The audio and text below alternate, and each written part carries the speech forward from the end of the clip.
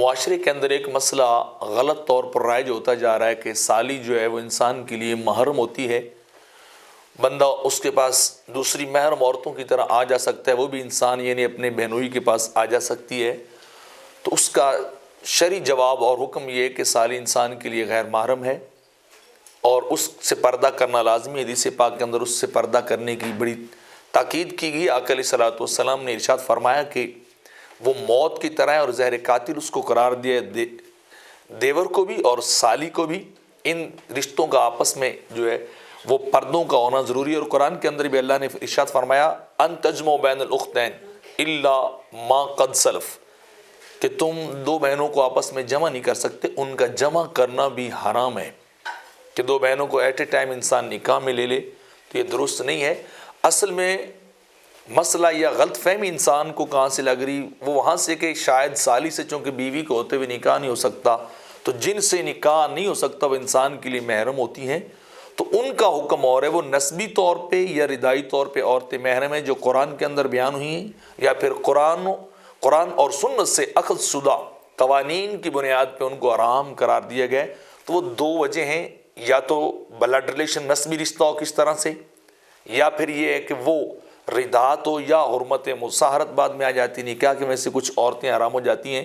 تو اگر بیوی فوت ہو جائے تو اس کی بہن سے اس کے بعد نکاح انسان کر سکتا ہے، یا بیوی کو انسان طلاق دے دے تو اس کی عدت کے گزر جانے کے بعد انسان نکاح جو ہے اس کی بہن کے ساتھ کر سکتا ہے۔ تو یہ غلط مسئلہ جو ہے وہ رائج ہوتا جا رہا ہے۔ اسی طرح اگر کوئی شخص اپنی سالی کے ساتھ بوس و کنار کر لیتا ہے، یا کس طرح اس کے جسم کو غلط انداز یا غلط نظریے یا غلط نیت کے ساتھ مس کرتا ہے، تو اس سے نکاح کم از کم وہ سالی کے اس عمل سے جب تک کہ زنا نہ ہو نکاح نہیں ٹوٹتا، نکاح باقی رہتا ہے۔ ایک اور مسئلہ بھی پوچھا جاتا ہے سوال عام طور پر کہ اگر کسی شخص کے کسی غیر عورت کے ساتھ کسی عورت کے ساتھ ناجائز تعلقات ہوں، فزیکلی ریلیشن ہوں، ان کا آپس میں بہت زیادہ تعلق ہو، تو اگر کسی وقت میں وہ تعلق رہا ہو، جسمانی لنک ان کا آپس میں رہا ہو، اور بعد میں ان کا دوری ہوگی اور کچھ عرصہ گزرنے کے بعد کیا اسی عورت کی بیٹی سے وہی پہلے والا مرد جس کا ماں کے ساتھ جسمانی ریلیشن اور تعلق رہا ہے وہ نکاح کر سکتا ہے یا نہیں؟ تو اس کے بارے میں بھی حکم یہ ہے کہ وہ نکاح نہیں کر سکتا۔ حرمت مصاہرت یعنی یہ حرام ہونا جیسے نکاح سے ثابت ہوتا ہے ویسے زنا سے بھی ثابت ہوتا ہے، تو نہ تو اس عورت کی بڑی امائیں جو ہیں ان کے ساتھ یہ مرد نکاح کر سکتا ہے، نہ اس کی بیٹی پوتی نواسی کے ساتھ نکاح ہو سکتا ہے، اور اسی طرح اس مرد کے آباء و اجداد میں سے کسی مرد کے ساتھ یا اس کے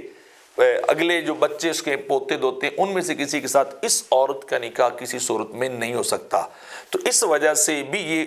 حرمت والا معاملہ ثابت ہو جاتا ہے۔ بعض اوقات ایسے مسائل آ رہے ہیں کہ پوچھا جاتا ہے جی اس کی والدہ کے ساتھ تعلق تھے، اب رشتہ اس کی بیٹی کا لینا دینا کر رہے ہیں، تو اس طرح سے نکاح نہیں ہو سکتا۔ یہ سارے معاملات حرام ہیں۔